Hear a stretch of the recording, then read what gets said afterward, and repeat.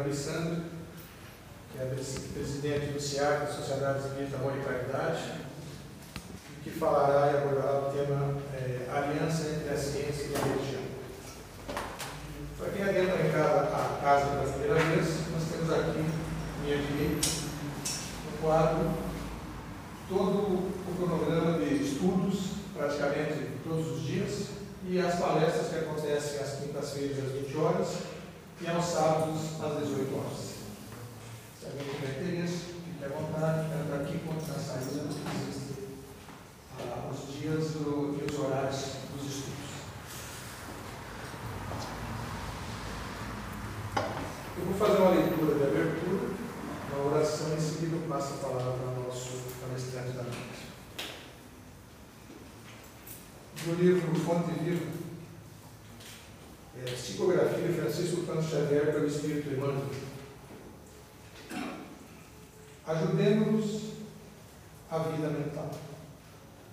E seguia uma grande multidão da Galileia, de Decápolis, de Jerusalém, da Judéia e de além do Jordão.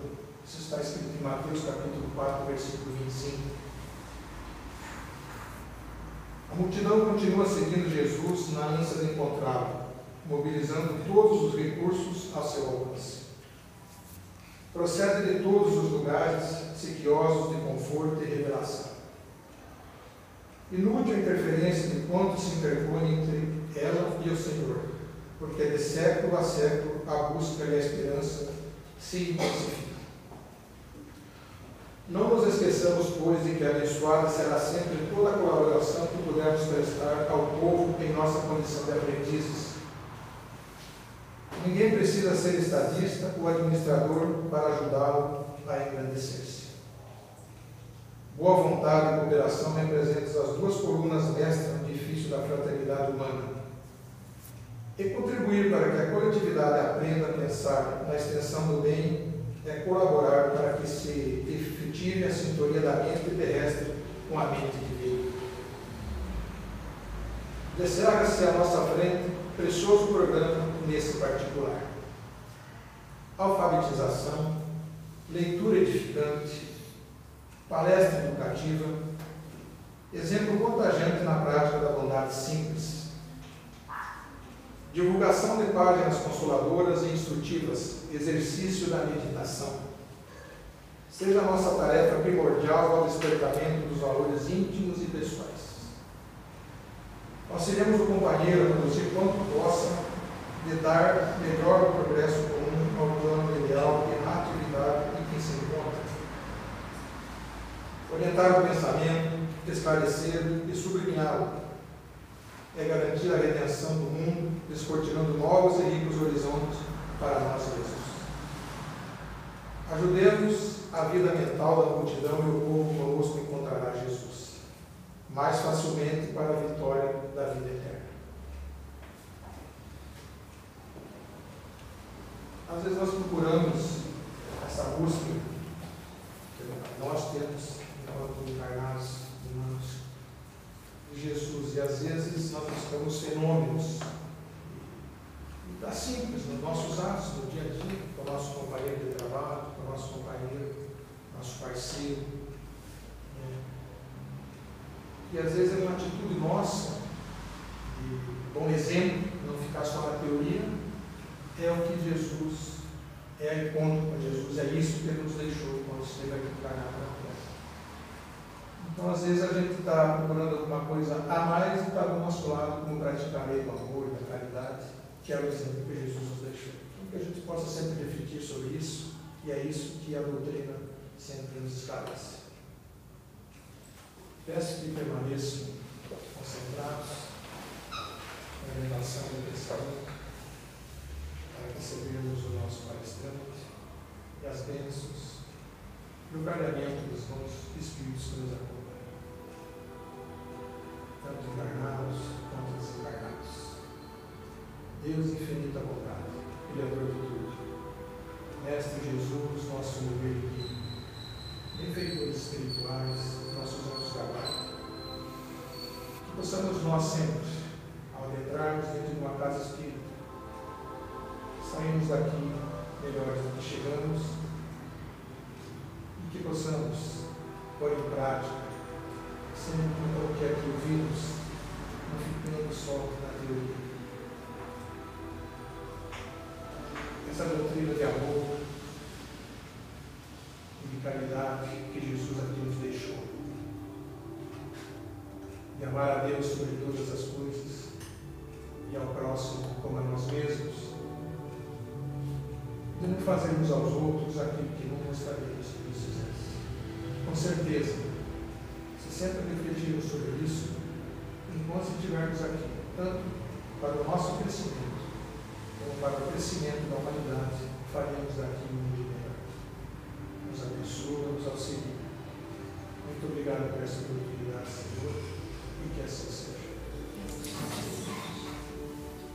André.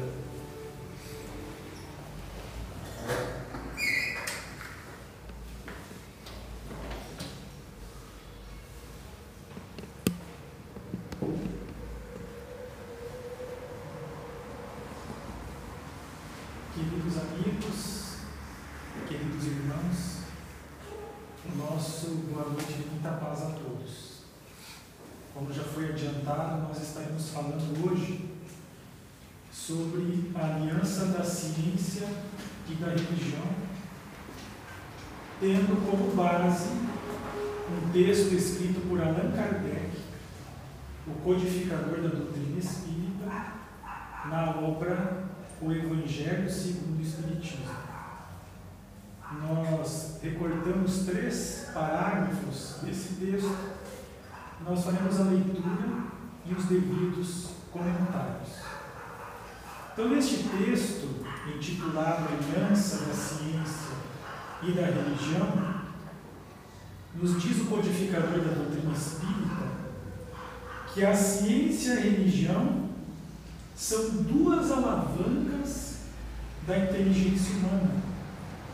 Nós sabemos que a alavanca tem essa função de servir de ponto de apoio. Nesse caso, de servir de ponto de apoio para o nosso progresso, para o desenvolvimento da nossa inteligência, que é essa faculdade que nós temos de compreender as coisas. A ciência e a religião são, então, 2 alavancas da inteligência humana. Uma, a ciência, revela as leis do mundo material, e a outra, a religião, revela as do mundo moral.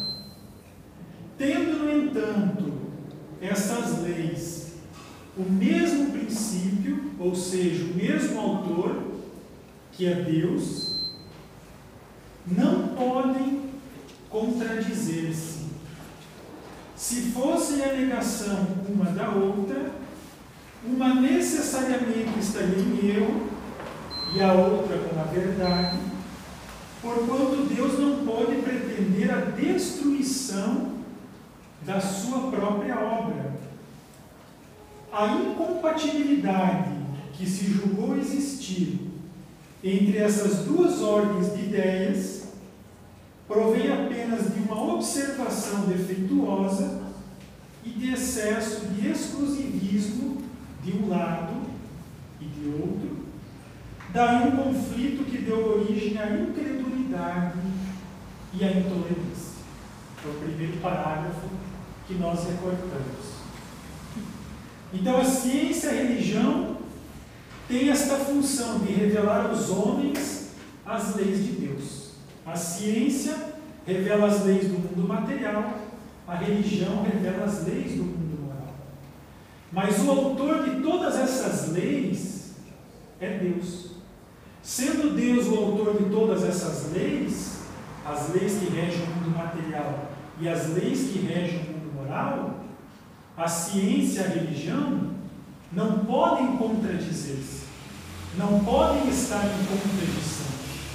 E essa contradição que se julgou existir entre a ciência e a religião, nos fala Allan Kardec, provém de uma visão defeituosa, equivocada da nossa parte, ou também de um excesso de exclusivismo quando, por exemplo, a religião tenta explicar todas as coisas unicamente do seu ponto de vista, ignorando as leis orgânicas e imutáveis da matéria, ou do outro lado, quando a religião, melhor dizendo, quando a ciência tenta também explicar todas as coisas unicamente do seu ponto de vista, ignorando o elemento espiritual. Daí um conflito, então, que deu origem à incredulidade e à intolerância. De um lado, aqueles que raciocinam, mas não creem; do outro lado, aqueles que creem, mas não raciocinam. Então, ciência e religião estão no mundo com esta função de revelar aos homens as leis divinas. Mas do que tratam essas leis divinas? Que é o que compreendem no seu âmbito? Irá perguntar Allan Kardec aos espíritos, na obra O Livro dos Espíritos, na questão 617, na sua terceira parte, quando ali ele estuda as leis naturais, mais especificamente as leis morais. E os Espíritos nos dizem que todas as da natureza, todas, são leis divinas, pois que Deus é o autor de tudo. O sábio estuda as leis da matéria, e o homem de bem, que é a grande meta nossa, um dia nos tornarmos homens de bem, o homem de bem estuda e também pratica as da alma. Entre as leis divinas, umas regulam o movimento e as relações da matéria bruta, as leis físicas, cujo estudo pertence ao domínio da ciência. Temos as leis físicas, como, por exemplo, temos a gravidade, a eletricidade, o magnetismo. Essas leis físicas são estudadas, então, pela ciência. As outras dizem respeito especialmente ao homem considerado em si mesmo e nas suas relações com Deus e com os seus semelhantes. Contém as regras da vida do corpo, bem como as da vida da alma, são as chamadas leis morais.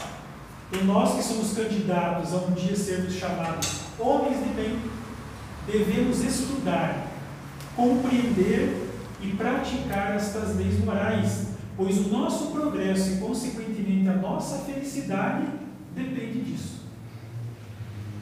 Bem, se o nosso progresso e a nossa felicidade dependem do conhecimento destas leis divinas, destas leis criadas por Deus, irá perguntar então na questão 619, novamente Allan Kardec, aos Espíritos, se a todos os homens facultou Deus os meios de conhecerem a sua lei. E eles irão nos dizer que todos, sem exceção, podem conhecê-la, mas nem todos a compreendem, pelo menos no primeiro momento. Os homens de bem e os que se decidem a investigá-la são os que melhor compreendem. Ou seja, depende também de um esforço da nossa parte, de um movimento nosso no sentido de questionar, de investigar, de analisar, de observar, lembrando que a natureza é um livro aberto no qual nós podemos estudar as leis de Deus. E eles concluem dizendo que todos, entretanto, a compreenderão um dia, por quanto forçoso é que o progresso se efetue. Aliás, uma das leis de Deus é a lei do progresso. Na questão 622, apenas para nós fecharmos esse raciocínio, irá perguntar também o codificador aos Espíritos: confiou Deus a certos homens a missão de revelarem a sua lei? E eles respondem: indubitavelmente, ou seja, sem dúvida, em todos os tempos houve homens que tiveram essa missão. São espíritos superiores que encarnam com o fim de fazer progredir a humanidade. Basta nós estudarmos a própria história, que nós constataremos que em todos os tempos, em todos os povos, em todas as culturas, sempre houveram ali esses missionários, seja na filosofia, na ciência, nas artes, na própria religião, em todas as áreas, sempre houveram esses espíritos superiores que encarnam com essa missão de fazer a humanidade progredir através do conhecimento, das informações e também através dos seus exemplos de vida. Então, nós nunca tivemos desamparados no sentido das informações. Mas quando nós dizemos que a ciência e a religião têm esta função de revelar aos homens as leis de Deus, e quando muitas vezes nós nos deparamos com tantos desatinos cometidos em nome das religiões ou em nome da ciência, é de nós questionarmos se realmente a religião e a ciência têm esta função de revelar aos homens as leis de Deus. Nós não podemos esquecer que à frente da ciência e que à frente da religião estão os cientistas, estão os religiosos, que são pessoas assim como todos nós, com os seus defeitos, com os seus vícios, com as suas imperfeições, e muitas vezes fazem coisas em nome da ciência e em nome da religião que não tem nada a ver com as leis de Deus. Muitas vezes são meramente leis humanas, elaboradas, estatuídas, para servirem às suas paixões e para dominarem os homens. Na resposta da questão 625 do Livro dos Espíritos, uma questão muito conhecida de todos nós que estudamos o Espiritismo, quando Allan Kardec pergunta qual o tipo mais perfeito que Deus tem oferecido ao homem para lhe servir em que modelo, e os Espíritos respondem: Jesus. Ao comentar a resposta, Allan Kardec nos diz que quanto àqueles que, pretendendo instruir o homem na lei de Deus, o têm transviado, ensinando-lhe falsos princípios, isso aconteceu por haverem deixado que os dominassem sentimentos demasiado terrenos e por terem confundido as leis que regulam as condições da vida da alma com as que regem a vida do corpo. Muitos são apresentados como leis divinas, simples leis humanas, estatuídas para servir as paixões e para dominar os homens. Então o problema não está na ciência e na religião em si, que tem esta função divina, mas aqueles que estão à frente da ciência e aqueles que estão à frente das religiões. No segundo parágrafo que nós recortamos do texto, Allan Kardec nos diz que são chegados os tempos em que os ensinamentos do Cristo têm de ser completados, em que o véu intencionalmente lançado sobre algumas partes desse ensino tem de ser levantado, em que a ciência, deixando de ser exclusivamente materialista, tem de levar em conta o elemento espiritual, em que a religião, deixando de ignorar as leis orgânicas e imutáveis da matéria, como duas forças que são, apoiando-se uma na outra e marchando combinadas, se prestarão mútuo concurso. Então, não mais desmentida pela ciência, a religião adquirirá inabalável poder, porque estará de acordo com a razão, já se ele não podendo mais opor à irresistível lógica dos fatos. Nós queremos chamar a atenção para essas duas colocações que nós pretendemos explorar um pouco mais na sequência. a ciência terá de deixar de ser exclusivamente materialista. Terá que levar em conta o elemento espiritual. E do outro lado, a religião não poderá mais ignorar as leis orgânicas e imutáveis da matéria, porque senão ela será desmentida pela própria ciência. Aliás, no Espiritismo nós estudamos que uma religião, que uma fé, para ser inabalável e para encarar a razão face a face em qualquer época da humanidade, ela não pode contrariar a ciência. Nesse sentido de que a religião não pode mais ignorar as leis orgânicas e imutáveis da matéria, apenas para nós fazermos um raciocínio em relação a isso, nós queremos trazer aqui um pequeno trecho do texto, escrito também por Allan Kardec na obra Gênese, intitulado O Papel da Ciência na Gênese. O papel da ciência na explicação da criação do mundo. Qual seria o papel da ciência na explicação da criação do mundo? Será que a religião pode, então, ignorar a ciência ao tentar explicar como o nosso mundo foi criado? Vejamos que se a religião assim proceder, ela será mais uma vez desmentida pela ciência. Então, nesse texto, o papel da ciência na explicação da Gênese, nos diz Allan Kardec que o homem, ao longo da história, se mostrou sempre impotente para resolver o problema da criação, até o momento que a ciência lhe forneceu para isso a chave.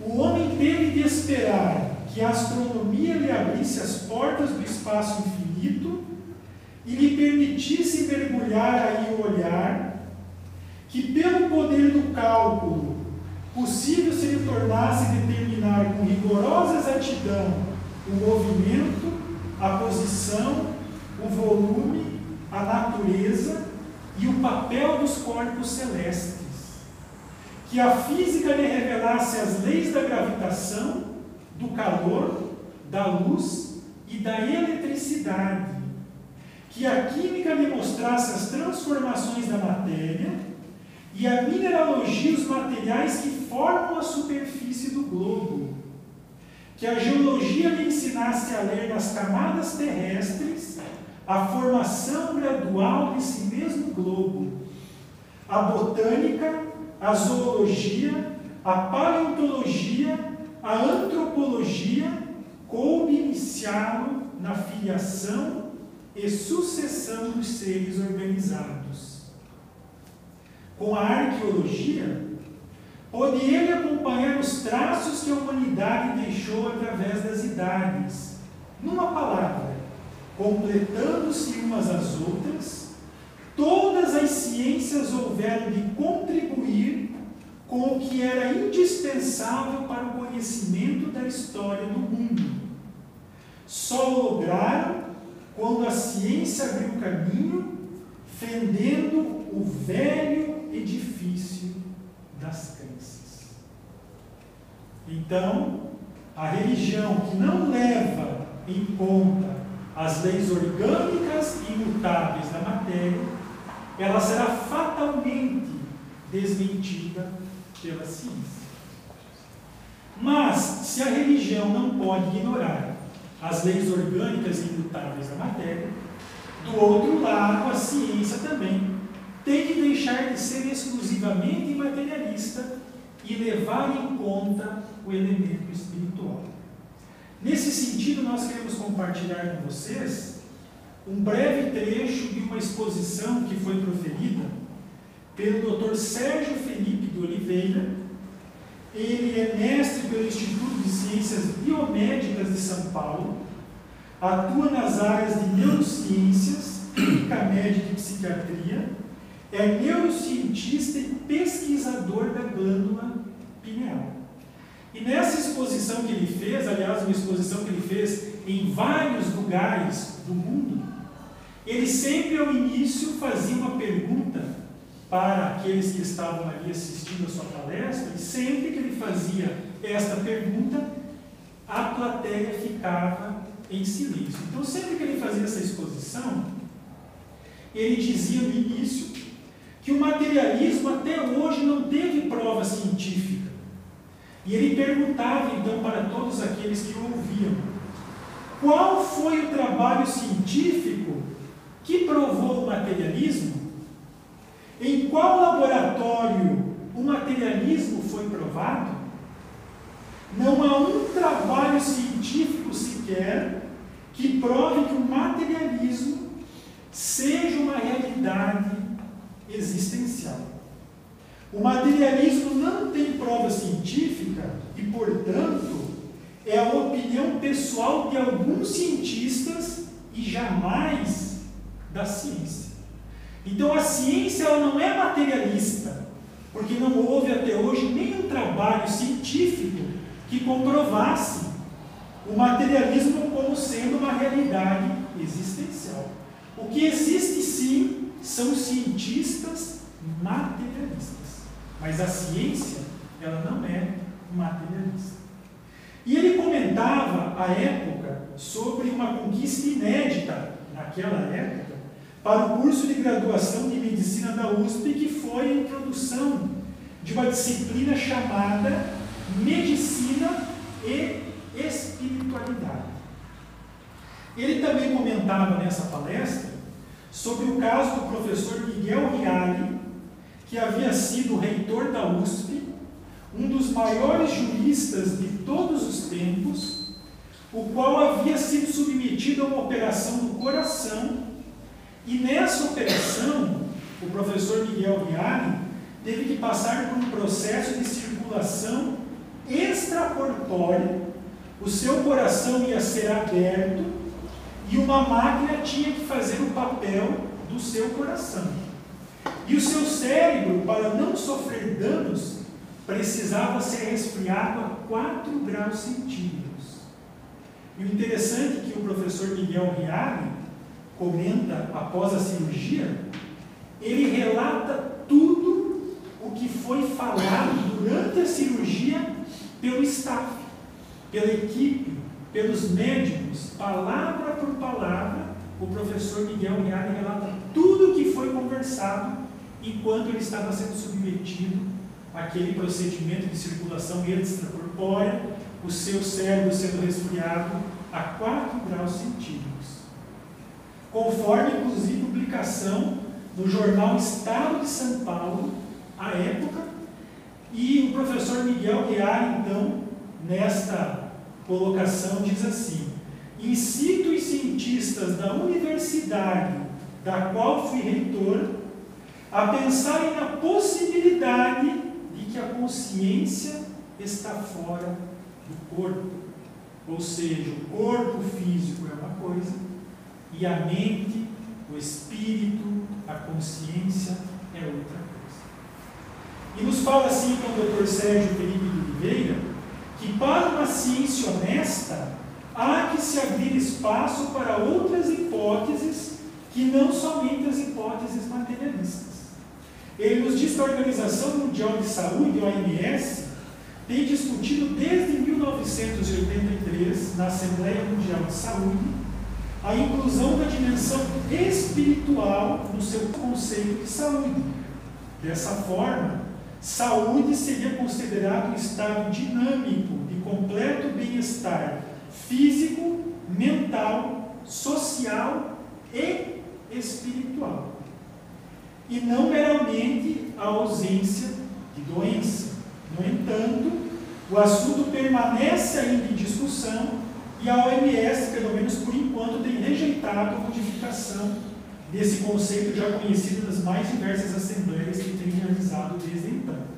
No entanto, a própria OMS, daí, ao conceituar qualidade de vida, através de um instrumento, de um questionário que aborda 6 domínios diferentes, por volta de 100 perguntas que são realizadas nessa entrevista para conceituar a qualidade de vida dos indivíduos, aí sim, nesses domínios dessas perguntas que são feitas, existem 6 domínios: físico, psicológico, nível de independência, relações sociais, meio ambiente e espiritualidade, religiosidade e crenças pessoais. Então, no que diz respeito à qualidade de vida, a Organização Mundial da Saúde entende que esse domínio da espiritualidade, da religiosidade e das crenças pessoais é algo importante para nós termos qualidade de vida.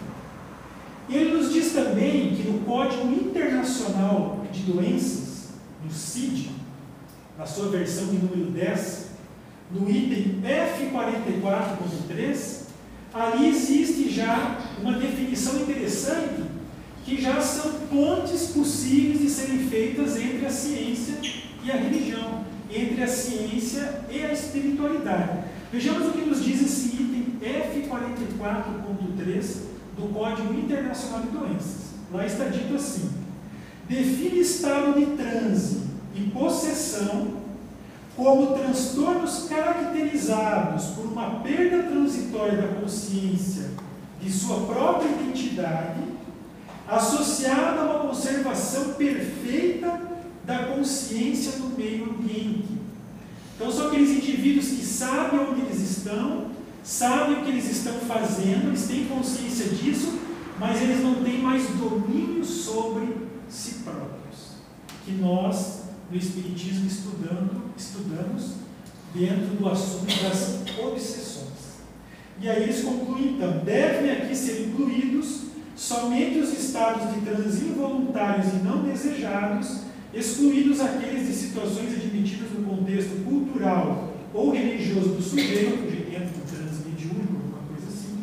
Exclui esquizofrenia, intoxicação por uma substância psicoativa, síndrome pós-traumática e transtorno orgânico da personalidade e transtornos psicóticos agudos e transitórios. É algo meio complexo, mas já são ganchos que nós podemos fazer entre a ciência e a espiritualidade. É claro que, importante dizer, a medicina formal, ela não reconhece a obsessão. Mas nós encontramos também na Revista Espírita de 1863, Allan Kardec nos dizendo que um dia a obsessão será colocada entre as causas patológicas, como é hoje a ação de animais microscópicos, de cuja existência não se suspeitava antes da invenção do microscópio. Então, da mesma maneira que antigamente se tinha dificuldade para constatar a existência do mundo invisível dos micro-organismos antes da invenção do microscópio, também se tinha dificuldade para constatar a existência dos espíritos, do mundo espiritual, antes do advento do espiritismo. Que, a exemplo do microscópio, se utilizou de um outro instrumento chamado mediunidade para devassar o mundo espiritual, comprovando através de provas irrecusáveis a existência dos espíritos e as suas relações com o mundo corporal. Nós também queremos compartilhar com vocês um pequeno trecho de uma outra exposição proferida pela doutora Anete Guimarães, que é psicóloga e parapsicóloga. E nessa exposição ela nos conta a história de um casal muito rico, que eram os principais patrocinadores de um determinado hospital.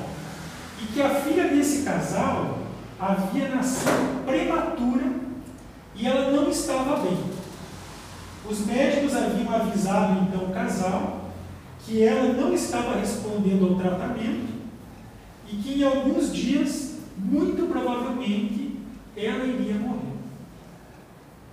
Então eles resolveram, o casal, se despedir da bebê, e quando se aproximaram dela, e o irmão dela conversou com ela, a chamando pelo apelido Raio de Sol, e cantou para ela uma música que ele cantava enquanto ela estava na barriga da mãe, a bebê reagiu, os batimentos cardíacos subiram e a pressão arterial se estabilizou. Então, o casal alugou um apartamento próximo ao hospital e, a pedido dos médicos, eles passaram a frequentar quase todos os dias a UTI. E após alguns dias, a bebê sobreviveu. Eles decidem, então, o casal, financiar pesquisas envolvendo o atendimento a prematuros, que deram origem à pesquisa ou projeto chamado Bebês Cangurus. Então, esse projeto que nós conhecemos hoje dos bebês cangurus teve início a partir desta história. Muito bem. Eles descobriram, então, através desta pesquisa, deste projeto, que afastar o recém-nascido da mãe para evitar as possíveis contaminações é mais prejudicial do que expô-lo às contaminações. Longe da mãe, os níveis de cortisol, que é o hormônio que todos nós temos, subiam e, em consequência disso, o bebê ficava estressado e também, em consequência disso, baixava a sua imunidade, fazendo com que ele ficasse mais suscetível de contrair as doenças. Perto da mãe, os níveis de cortisol diminuíam. O interessante de tudo isso é que haviam enfermeiras no hospital muito boas, muito queridas, mas o bebê só se acalmava na presença da sua mãe. Não servia qualquer mulher, ele só se acalmava na presença da mãe. E com isso aumentavam de 78% a 90% a sobrevida do bebê prematuro. Isso então a medicina descobriu através da prática, da estatística, do desenvolvimento, baseado então em fatos, na observação. Já a biologia não concorda com isso. Eles têm razão. A medicina está dizendo que o recém-nascido reconhece a mãe. Mas como isso é possível se ele não tem cérebro formado ainda para isso? Porque para reconhecer alguém, tem que ter a área da memória desenvolvida.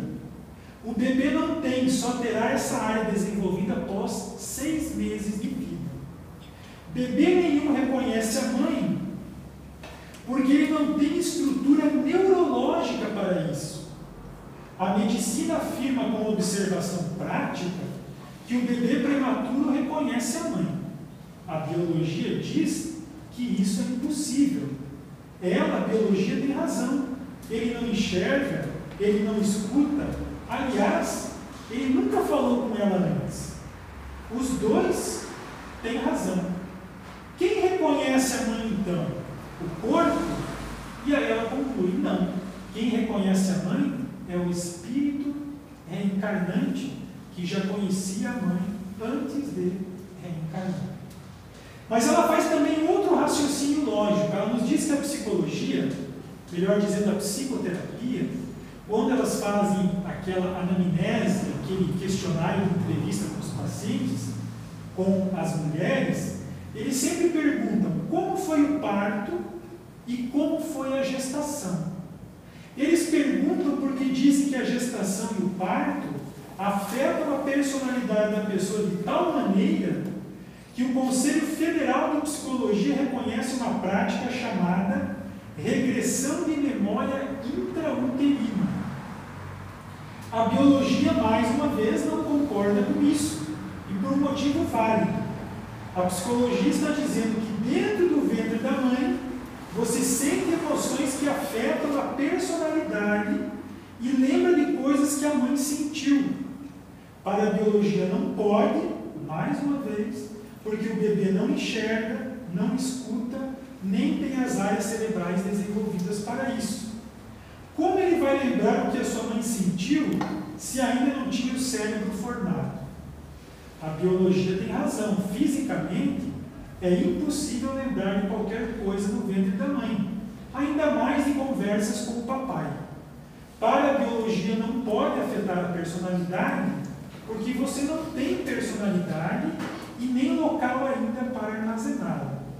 Mas o fato é que não interessa dizer que é impossível, porque acontece. Você lembra. E se acontece e a biologia diz que é impossível, então tem que ter outra explicação. Se fisicamente não dá, mas a memória existe, de onde vêm as lembranças? Mais uma vez, ela conclui, do espírito reencarnante. E nos diz então que são brechas na ciência para o reconhecimento de algo que é extrafísico, que vai além da matéria. No último parágrafo, então, do texto intitulado Aliança da Ciência e da Religião, nos diz Allan Kardec que a ciência e a religião não puderam até hoje entender-se, porque encarando cada uma as coisas do seu ponto de vista exclusivo, reciprocamente se repeliam. Faltava com que encher o vazio que as separava, um traço de união que as aproximasse. E esse traço de união está no conhecimento das leis que regem o universo espiritual e nas suas relações com o mundo corporal. Leis tão imutáveis quanto as que regem o movimento dos astros e a existência dos seres. Uma vez comprovadas pela experiência essas relações, nova luz se fez. A fé dirigiu-se à razão, esta nada encontrou de lógico na fé, vencido foi o materialismo. Um dos grandes objetivos do Espiritismo é destruir o materialismo. O Espiritismo é essa ciência nova que vem revelar aos homens, por meio de provas irrecusáveis, a existência e a natureza do mundo espiritual e as suas relações com o mundo corporal. Ele nos mostra não mais como uma coisa sobrenatural, porém, ao contrário, como uma das forças vivas, sem cessar, atuantes da natureza, como a fonte de uma imensidade de fenômenos até hoje incompreendidos e por isso relegado ao domínio do fantástico e do maravilhoso. Então, esse conhecimento do mundo espiritual e das suas relações com o mundo corporal é o ponto de união entre a ciência e a religião. Mas, conclui Allan Kardec, nisso, como em tudo, há pessoas que ficam atrás até serem arrastadas pelo movimento geral que as esmaga, se tentam resistir em vez de o acompanharem. É toda uma revolução que neste momento se opera e no qual trabalham os espíritos. Após uma elaboração que durou mais de 18 séculos, chega a ela sua plena realização e vai marcar uma nova era na vida da humanidade. Fáceis são de prever as consequências, acarretará para as relações sociais inevitáveis modificações, as quais ninguém terá força para se opor, porque elas estão nos desígnios de Deus e derivam da lei do progresso, que também é lei de Deus. Nós gostaríamos de fazer as nossas considerações finais com a leitura da mensagem intitulada Acima de Nós, que consta na obra Vinha de Luz, uma das obras ditadas pelo Espírito Emmanuel e psicografadas por Francisco Cândido Xavier. E esta mensagem inicia assim: porque está escrito, destruirei a ciência dos sábios e aniquilarei a inteligência dos inteligentes. Paulo, na carta que ele escreve aos Coríntios, capítulo 1, versículo 19. Comenta o benfeitor Emmanuel: dezenas de séculos passaram sobre o planeta, renovando a estruturação de todos os conceitos humanos. A ciência da guerra multiplicou os estados. Entretanto, todos os gabinetes administrativos que lhe traçam os escuros caminhos sucumbem através do tempo, pelas garras dos monstros que eles próprios criaram. A ciência religiosa estabeleceu muitos templos veneráveis. Contudo, toda vez que esses santuários se confiam ao conforto material desregrado, sob o pedestal do dogma e do despotismo, caem, pouco a pouco, envenenados pelo vírus do separatismo e da perseguição que eles próprios decretam para os outros. A ciência filosófica erige sistemas sobre sistemas. Todavia, quando procura instalar-se no negativismo absoluto perante a divindade do Senhor, sofre humilhações e reveses, dentro dos quais atinge fins integralmente contrários aos que se propunha realizar. Em toda parte da história, vemos triunfadores de ontem arrojados ao pó da terra, cientistas que semeiam vaidade e recolhem os frutos da morte, filósofos louvados pela turba invigilante, que plantam audaciosas teorias de raça e economia, conduzindo o povo à fome, à ignorância e à destruição. Procura, pois, a fé e age de conformidade com a lei de amor que ela te descortina ao coração, porque acima de nós, infinito é o poder do Senhor, e dia virá em que toda mentira e toda vaidade serão confundidas. Então essas são as nossas reflexões sobre esta aliança entre a ciência e a religião.